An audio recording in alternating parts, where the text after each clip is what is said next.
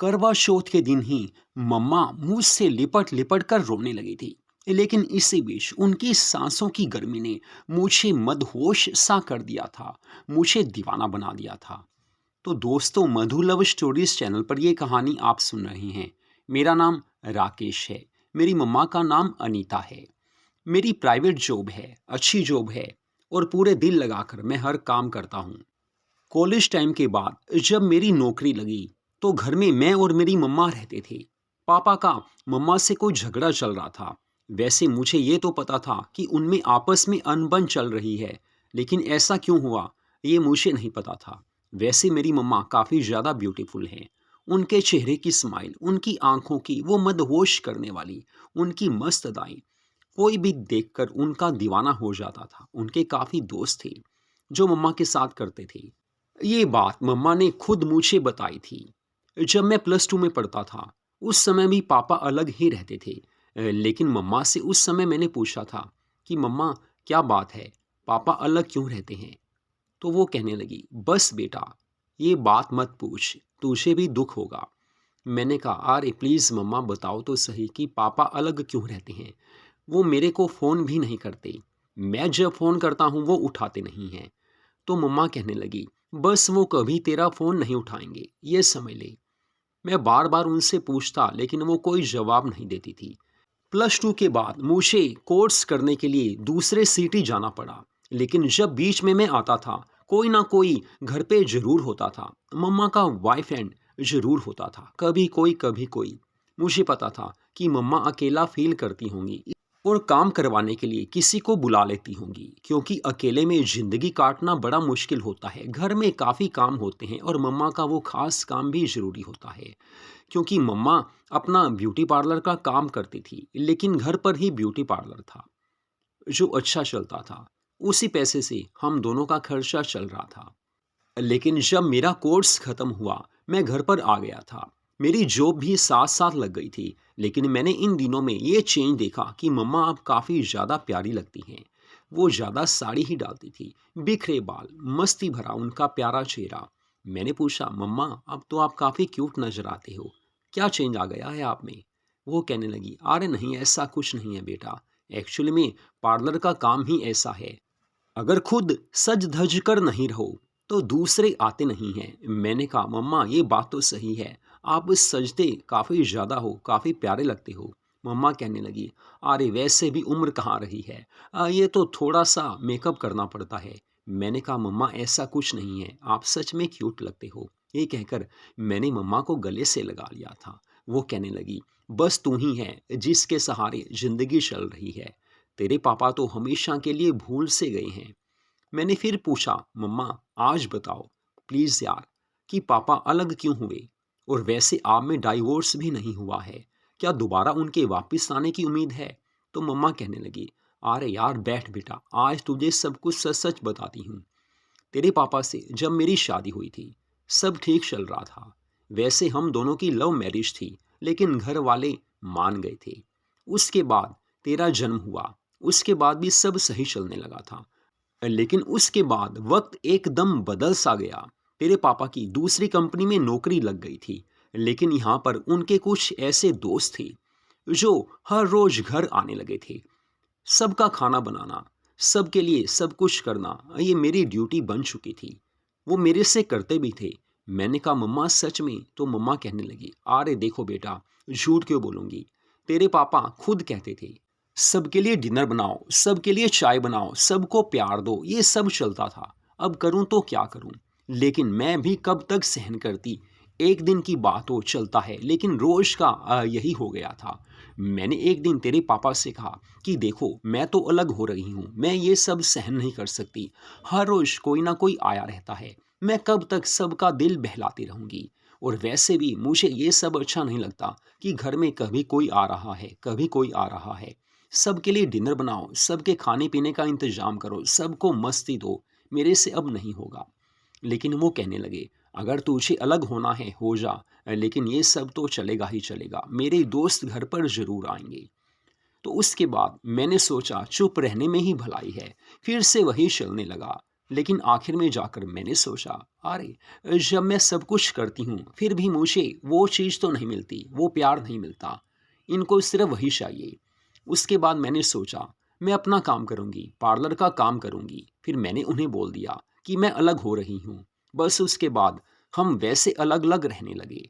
लेकिन देखो बेटा, घर का खर्चा चलाने के लिए मुझे पार्लर का काम करना पड़ा। काम ठीक है, लेकिन फिर भी अकेलापन तो महसूस होता था। तू भी बड़ा होता गया। लेकिन इस समय भी तेरे पापा ने दूसरी शादी नहीं की है, क्योंकि डाइवोर्स ही नहीं हुआ था। वैसे अब भी उन्हें याद करती हूँ। एक दो बार मैंने उन्हें फ़ोन किया भी है कि अब हम फिर से एक हो सकते हैं अगर आप चाहो तो। लेकिन उनको वही पुरानी आदतें याद आ गई। वो कहते हैं कि बस मेरी जो आदतें हैं वो बदल नहीं सकती। अगर तुम मानती हो तो ठीक है, नहीं तो अलग रहना ही अच्छा है। मैंने कहा, मम्मा वो बात तो काफ़ी ज़्यादा गलत बोली पापा ने। बस मम्मा की आंखों में आंसू थे, लेकिन मैंने उन्हें चुप करा दिया, उन्हें अपना प्यार दिया। क्योंकि एक बेटा ही माँ के बारे में समझ सकता है कि उन्हें किस चीज़ की ज़रूरत है। मैंने उन्हें प्यार से संभाला। मैंने उन्हें कहा, चलो मम्मा, ये तो बीते ज़माने की बात हो गई, पुराने समय की बात हो गई। ज़िंदगी आगे काफ़ी पड़ी है। कल को मेरी शादी होगी, मेरी वाइफ भी आएगी, लेकिन हम दोनों आपको खुश रखेंगे। तो मम्मा कहने लगी, हाँ बेटा, तेरी शादी तो ज़रूर होगी और मुझे पता है कि तुम दोनों मेरा ध्यान रखोगे। ये कहकर मम्मा ने मुझे प्यार देना शुरू कर दिया था। मैंने कहा, मम्मा देखो, आपने मेरे लिए काफ़ी ज़्यादा परेशानी उठाई है, लेकिन आगे ऐसा कुछ नहीं होगा। वैसे भी मेरी जॉब अब अच्छी चल ही रही है।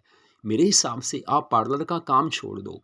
तो मम्मा कहने लगी, अरे देखो बेटा, कुछ चीज़ें ऐसी होती हैं बताई नहीं जा सकती। पार्लर के नाम पर और भी काफ़ी दोस्त आ जाते हैं। बाकी तू समझदार है। वैसे भी इन चीज़ों से एकदम पीछे नहीं हटा जा सकता। मैं समझ गया था। मैंने मम्मा को मुस्कुराकर कहा कि मम्मा, हाँ वो भी ज़रूरी है, मुझे पता है। ये चीज़ें एकदम बंद नहीं की जा सकती। लेकिन मैं फिर भी यही कहूँगा कि पार्लर का काम आप जितना जल्दी हो सकते हो छोड़ दो, क्योंकि आगे जाकर हमें पैसे की दिक्कत तो रहेगी नहीं। मेरी सैलरी भी अच्छी है और आगे जाकर प्रमोशन हो जाएगी। तो मम्मा कहने लगी, हाँ वो बात ठीक है, लेकिन फ़िलहाल कुछ दोस्त ऐसे हैं जिनके साथ करना ही पड़ता है, जिनका ध्यान रखना ही पड़ता है। कुछ सहेलियाँ ऐसी हैं, बस ग्रुप ऐसा बना हुआ है। क्या करें, ज़िंदगी है। जो पहले दोस्ती निभा चुके हैं उनका ध्यान तो रखना ही पड़ेगा। मेरे बुरे वक्त में वो मेरे साथ थे, अब उनको मेरी ज़रूरत होगी तो मैं उनका साथ ज़रूर दूंगी। ये बात तो तू भी समझता होगा बेटा। मैंने कहा, मम्मा वो तो ठीक है। बस मम्मा की बात मैं समझ गया था, लेकिन मुझे पता था कि उनकी ज़रूरत भी होती होगी, क्योंकि ये उम्र ही ऐसी होती है। 45 साल की एज में कोई ना कोई सहारा ज़रूर चाहिए होता है। ये उम्र ऐसी उम्र होती है जिसमें अपना कोई ऐसा ज़रूर होना चाहिए जिससे प्यार किया जा सके। पापा तो थे नहीं, अब रह रहकर मम्मा दोस्तों से ही काम चलाती थी, दोस्तों से ही उनकी बातें होती थी। और पार्लर का काम ही उन्हें बिल्कुल फिट रखे हुए था। अगर वो ये काम ना करती तो आज वो काफ़ी बीमार होती, ये मुझे पता है। इसलिए मैंने उन्हें कहा कि आपका जो दिल करता है ज़रूर कीजिए, लेकिन खुश रहा कीजिए। बस ऐसे ज़िंदगी चलने लगी थी।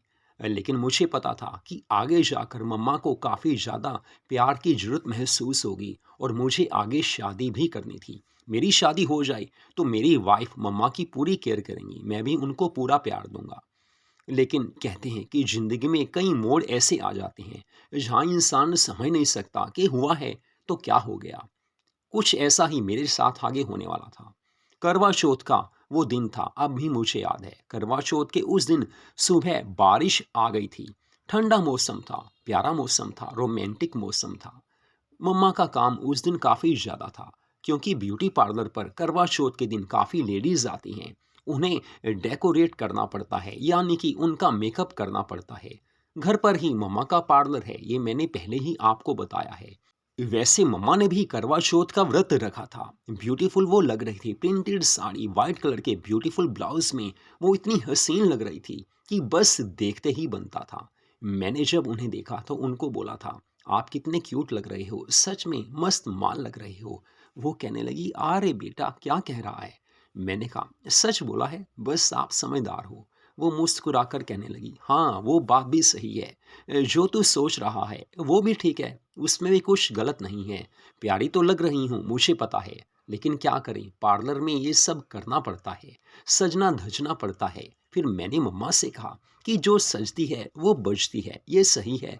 मम्मा खिलखिलाकर हंसने लगी, कहने लगी, बेटा तू भी समझदार हो गया है। हाँ सही है, जो सजती है वो बजती भी जरूर है, तो ये भी होना ही है। लेकिन उसके बाद मम्मा अपने काम में बिजी हो गई थी। मैं तो घर पर था, मुझे पता था आज घर ही रहना है, मम्मा को देखना है, मम्मा के जो उनकी फ्रेंड्स आनी हैं उनको देखना है, बस मैं घर पर ही था। दोपहर को पापा का फ़ोन मम्मा के पास आया। वो मम्मा को कहने लगे, मैंने डाइवोर्स का नोटिस भेज दिया है, बस अब हम दोनों परमानेंट अलग हो रहे हैं। उस समय तक मम्मा अपने काम से फ्री हो चुकी थी। मम्मा ने पापा से बात की तो उन्होंने मुझे बताया। फ़ोन तो उन्होंने रख दिया था, लेकिन मम्मा इस समय काफ़ी परेशान हो गई। वो रोने लगी थी। मुझे नहीं पता था कि करवा चौथ के व्रत के दिन ही पापा ने ऐसा क्यों किया। अगर वो डाइवोर्स लेना ही चाहते थे तो ये बात वो 2 दिन पहले भी बता सकते थे, 2 दिन बाद भी बता सकते थे। लेकिन मैं समझ चुका था कि वो मम्मा को परेशान देखना चाहते हैं, बस इस कारण उन्होंने यही दिन सिलेक्ट किया था फ़ोन करने का। मैंने मम्मा को संभाला, उन्हें समझाया, कोई बात नहीं मम्मा, वैसे भी पापा अलग ही रहते हैं, इसमें कौन सी बड़ी बात है, परमानेंट अलग हो जाएं तो अच्छी बात है। आप भी टेंशन फ्री हो जाओगे, मैं भी टेंशन फ्री हो जाऊंगा, उसके बाद ज़िंदगी अच्छी चलेगी। काफ़ी देर मम्मा को मैं प्यार से समझाता रहा। मम्मा कहने लगी, हाँ बात तो सही है। मुझे काफ़ी खुशी हुई कि मम्मा इस बात को समझ चुकी थी। शाम आ चुकी थी। मम्मा ने उस समय गोल्डन साड़ी, रेड ब्लाउज़ डाला था। करवा चौथ की पूजा के लिए वो पड़ोस के घर में गई थी, लेकिन मैं भी उनके साथ चला गया था। इस समय मैंने देखा कि सभी लेडीज़ में मम्मा सबसे ज़्यादा क्यूट लग रही हैं। हर कोई मम्मा की तारीफ़ कर रहा था। पास में एक अंकल थे, वो मम्मा से अलग से होकर बात करने लगे। मैं समझ चुका था कि मम्मा के क्लोज़ होंगे। बस मुझे पता था कि मम्मा से उनका ज़रूर होता होगा। प्यार चीज़ ही ऐसी है, दोस्ती चीज़ ही ऐसी है। थोड़ी देर के बाद मम्मा आई, कहने लगी, चलें घर? मैंने कहा, जी मम्मा। हम घर में आ गए थे।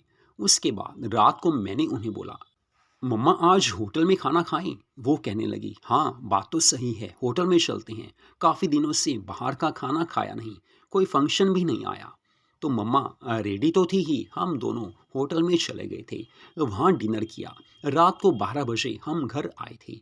फिर मैंने मम्मा से कहा कि मम्मा एक बात है, करवा चौथ की जो लास्ट की रस्म होती है वो भी तो पूरी करनी है। मम्मा मुस्कुराकर कहने लगी, अच्छा जी, आप वो रस्म पूरी करना चाहते हैं?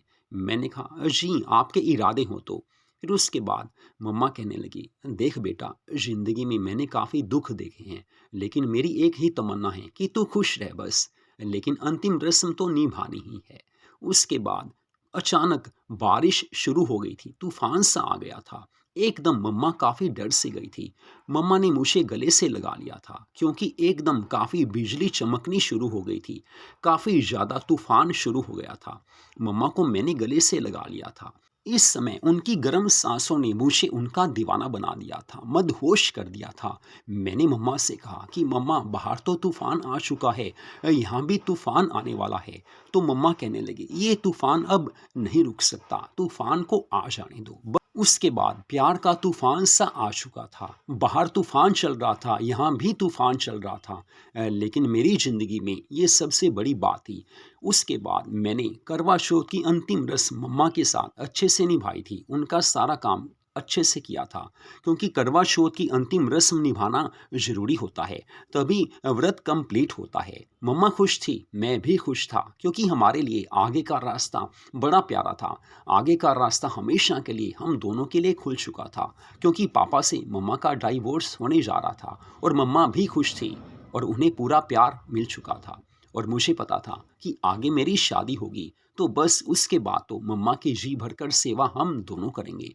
मेरी वाइफ और मैं दोनों मम्मा का पूरा ध्यान रखेंगे। सुबह नहा धोकर मैं फ्रेश हुआ। मम्मा काफ़ी हसीन लग रही थी, कहने लगी, सच में बेटा, अपने ही अपने होते हैं और तूने जो मुझे प्यार दिया है मैं भूल नहीं सकती। सच में बेटा, बेटा ही माँ की केयर कर सकता है। फिर से हम एक दूसरे को अपना मान बैठे थे। लेकिन ज़िंदगी में यही सब होता है, इसी से ज़िंदगी में खुशियाँ चलती हैं। उसके बाद मैं ऑफिस चला गया था। लेकिन मम्मा के मन में ना जाने क्या बात आई। उन्होंने मुझे कॉल की, कहने लगी, बेटा घर आ जा, कहीं घूमने चलते हैं, बस मूड कर रहा है। मैंने कहा, जी मम्मा अभी आ जाता हूँ। फिर मैं घर आ गया था। हम बाहर घूमने चले गए थे।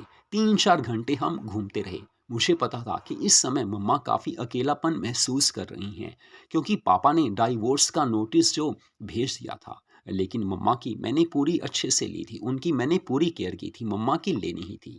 उन्हें प्यार से मैंने फिर समझाया कि मम्मा देखो, ज़िंदगी में जो होता है, हो ही जाता है। जो होना है वो ज़रूर होगा।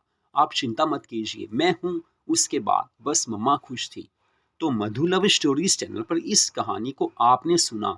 ऐसी प्यारी कहानियों को सुनने के लिए हमारे चैनल को सब्सक्राइब ज़रूर कीजिए।